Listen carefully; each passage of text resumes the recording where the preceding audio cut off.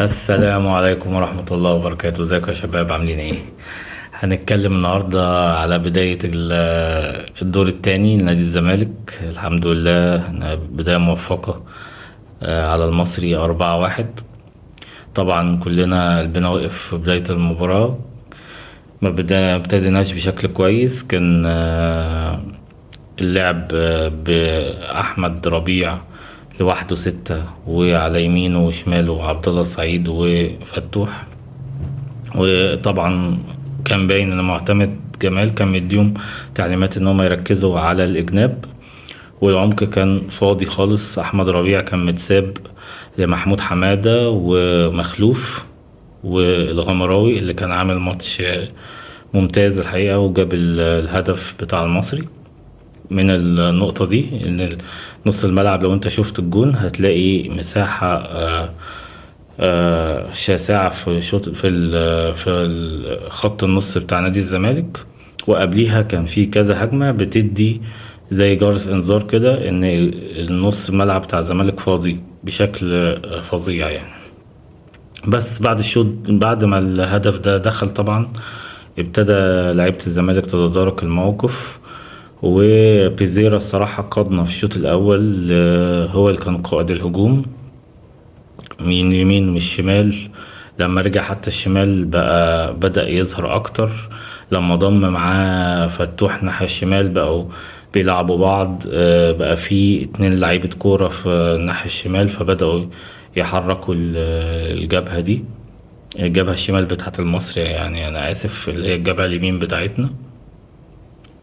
بس والجون الأولاني طبعا كان لمسة إبداعية من بيزيرا لعدي، وعدي برضو مهاجم كبير الصراحة، حطها بمنتهى السلاسة. وكرة مش سهلة من الناحية الشمال بشكل صعب جدا، ان هو مش اي حد يحطها الا مهاجم كبير يعني. بعد كده برضو استغلنا مهارة فتوح وبيتزيرا، طلعوا بهجمة واستغل مهارته فتوح. وطبعا الأسطورة ناصر منسي اللي عامل موسم أكتر من رائع. الصراحة هو ليه فضل كبير جدا، أكتر لاعب ليه فضل إن احنا لسه في المنافسة على الدوري. اتحرك بشكل ممتاز، قطع من ورا المدافعين، كسر الاوفسايد وحطها. حطت مهاجم كبير، صعبة جدا برضو مش سهلة. خلينا قفلنا الشوط الأول فايزين 2-1. ده طبعا عندنا ثقة إن احنا نعرف نكمل الشوط التاني. الشوط التاني بقى مع معتمد جمال مع محلل الأداء. أعتقد إنهم قروا الماتش بشكل كويس جدا.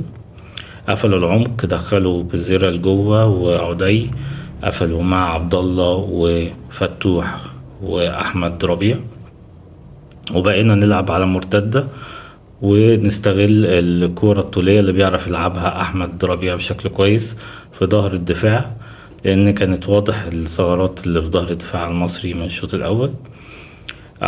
جبنا منها هجمات كتير قوي. كنا ممكن في اول الشوط اصلا نجيب هدفين عن طريق ناصر منسي، لكن ما استغلهمش بشكل كويس.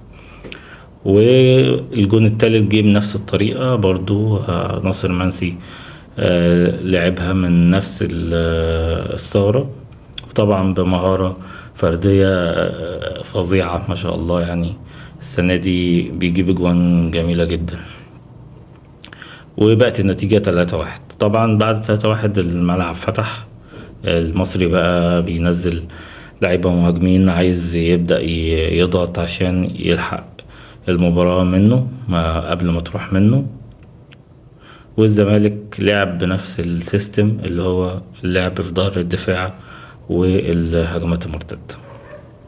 الجون الرابع جه من ضربة ركنية. الحمد لله ان احنا بدأنا نستغل الضربات الركنية ومهارة حسام عبد المجيد في اللعب بدماغه من الضربات الركنية، زي ما كنا بنعمل كده في موسم فيريرا. أتمنى إن احنا نبدأ نستغلها. طبعا الكورنرات ما بتتلعبش بأفضل شكل من عبد الله السعيد وبيتزيرا، فلازم نلعب عليها دي ونستغل ضربات الرأس لان احنا عندنا لعيبة كتير بتلعب براسها كويس، غير حسام عندك الونش، عندك محمد اسماعيل، عندك عدي، عندك ناصر منسي، عندك احمد ربيع. كل دول بيلعبوا بدماغهم بشكل كويس جدا، فلازم نستغل ده. الحاجات برضو اللي احنا خدنا بالنا منها التسديد عند بنتايك. ليه بنتايك ما بيسددش؟ يعني شفنا الماتش اللي فات والماتش اللي قبليه الفاولات بيلعبها بشكل كويس جدا، فنبدأ نجرأه ان هو يدوس في مناطق الخطر ويبدأ يشوط، ونستغل التسديدات بتاعته دي كحلول من الحلول اللي احنا ممكن نستخدمها الفترة الجاية. برضو عايز اتكلم على احمد ربيع. احمد ربيع باين من المباريات اللي لعبها ان هو مش افضل حاجة في مركز ستة. ما عندوش المجهود البدني، ما عندوش قطع الكور بشكل كويس، لكن عنده ان هو بيعرف يدوس على الكورة ويمشي بيها، يلعب كرات طولية بشكل كويس. فده لو هيلعب 2-6 ماشي، او يلعب في احد التمانيات، وده افضل شكل ليه. ورقم 6 انت عندك يوسف وائل. يوسف وائل شفناه لعيب بيعرف يقطع زوايا التمرير بشكل كويس، كورته حلوة، بيطلع بالكرة كويس، بيقطع كويس.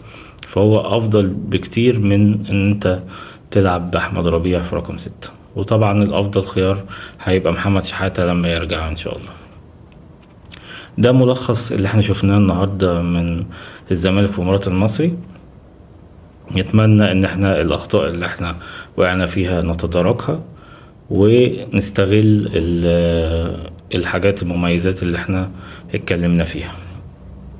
ان شاء الله هنتكلم بعد مباراة بلوزداد في نصف نهائي افريقيا، ونكون عملنا نتيجة ايجابية ونحلل المباراة مع بعض. وهنبقى مع بعض طول الدور التاني ان شاء الله والكونفدرالية، وبإذن الله نتوج في آخر الموسم بالبطولتين. أشوفكم الحلقة الجاية إن شاء الله. السلام عليكم.